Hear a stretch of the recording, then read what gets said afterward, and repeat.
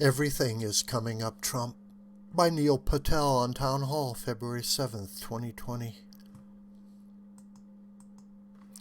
As Speaker, Nancy Pelosi tore up President Donald Trump's State of the Union speech page by page.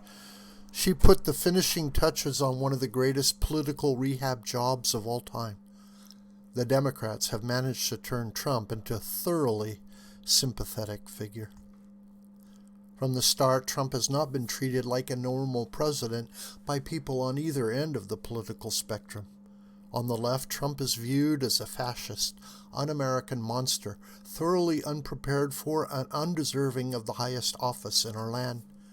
They never accepted his election and never gave him a chance, angling for impeachment even before Trump was sworn into office.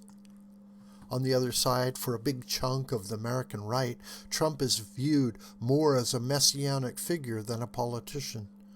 These are Trump's core voters, people so frustrated by normal politicians that they were willing and eager to pass the reins to Trump. Their devotion to Trump is complete, and there is nothing that could erode it. The question, as always in politics, has been what happens with the middle portion of our country. Those who may not view Trump as the devil or the Messiah. For the longest time, it seemed like Trump was driving these people away with his middle-of-the-night tweet sessions, questionable comments after Charlottesville, and truly embarrassing staffing choices. Remember Omarosa Manigault and Anthony Scaramucci? The more persuadable independents in our country had plenty of reasons to be leery of Trump. In Washington, and maybe in New York and Hollywood too, the talk is still Trump all the time.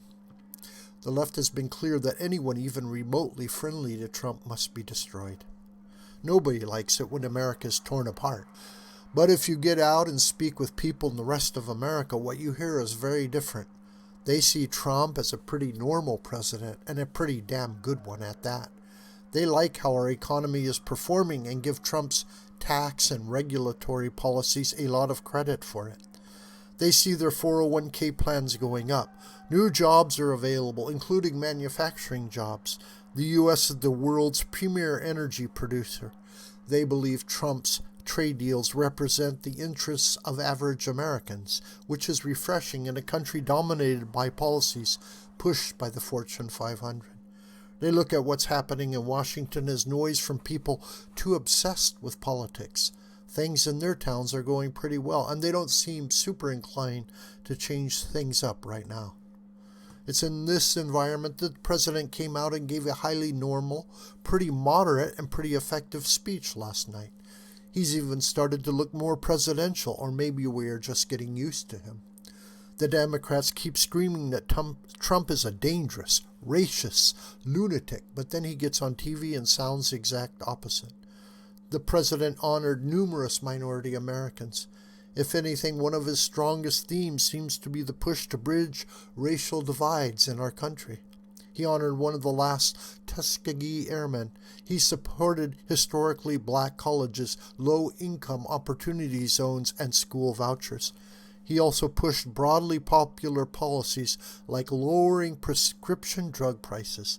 With the exceptions of a few moments, this was not a predominantly right-wing speech. On other issues like paid family leave and prison reform, Trump seems to be expressly triangulating Democrats by taking the debate to their turf.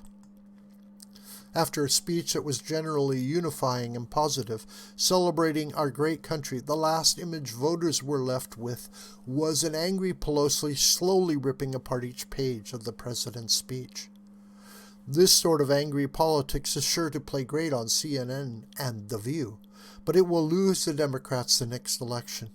Polls already show Trump surging in popularity since the flawed and nakedly political impeachment process began.